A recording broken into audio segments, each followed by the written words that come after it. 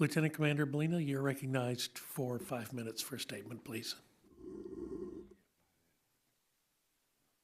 Ladies and gentlemen, thank you for inviting me here to speak today. I don't think I'm on. Now you're on. Is that better? Oh, yeah, way better. All right. And my diaphragm is failing a bit here, so if I get hard to hear, Mr. Mott, if you give me a poke, I'll know that I gotta speak up. Ladies and gentlemen, thank you for inviting me to speak here today.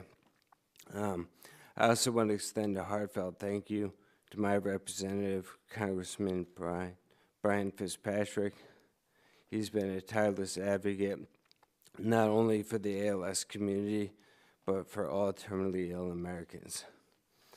In my advocacy work, I've met literally thousands now, terminally ill people and their families, and the vast majority ask me, how can anybody oppose the right to try bill? I appreciate that sentiment, but I also do respect the fact that there are well-meaning people with ideological differences. I would like to illustrate the arguments I've heard and why I believe they're based on faulty logic. The one that I hear all the time, and it's been thrown around a lot today, is, we have this expanded access program. We already approved 99%. Why do we need this bill? On average, there are less than 2,000 applications per year. By conservative estimates, there are nearly 30 million Americans living with incurable conditions. I'd like to draw an analogy. Imagine there were 30 million Americans eligible for food stamps, 2,000 applied and were approved.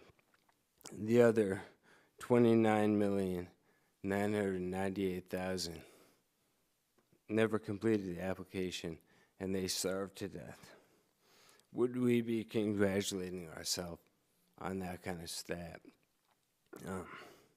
That never offends me. The major difference I see is that food stamp reform would involve a fiscal note, and this bill doesn't. So, in my mind, it's better. The FDA's involvement, and really Dr. Gottlieb, I think, did a great job. Their involvement, they've tried so hard, but their involvement has a chilling effect on the manufacturers, and that is the supply issue that he was talking about. The other argument I hear pretty often is that the state right to try bills have had little impact, so why should we pursue a federal bill? The 100 or so cancer patients in Texas that you mentioned would have a very different opinion, but let's assume for argument's sake that 100 people is not enough for us to make an effort here today. I think the big issue is the courts and their broad interpretation of the Interstate Commerce Clause.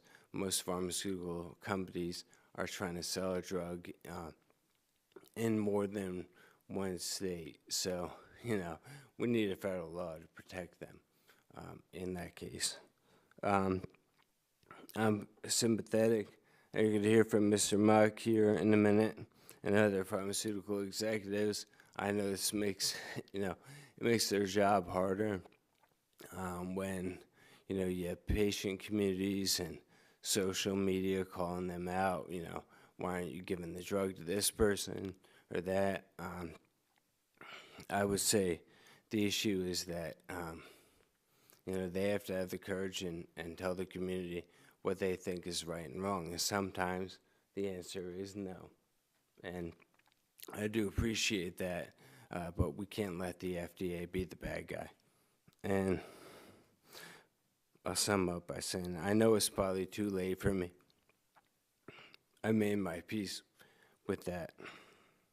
I need to know before I die that if my children find themselves in this unenviable position, this nation that I proudly serve will respect their liberties and the right to make their own decision about their medical treatments. Thank you for having me. God bless. We thank the gentleman for his service and thank you for his testimony.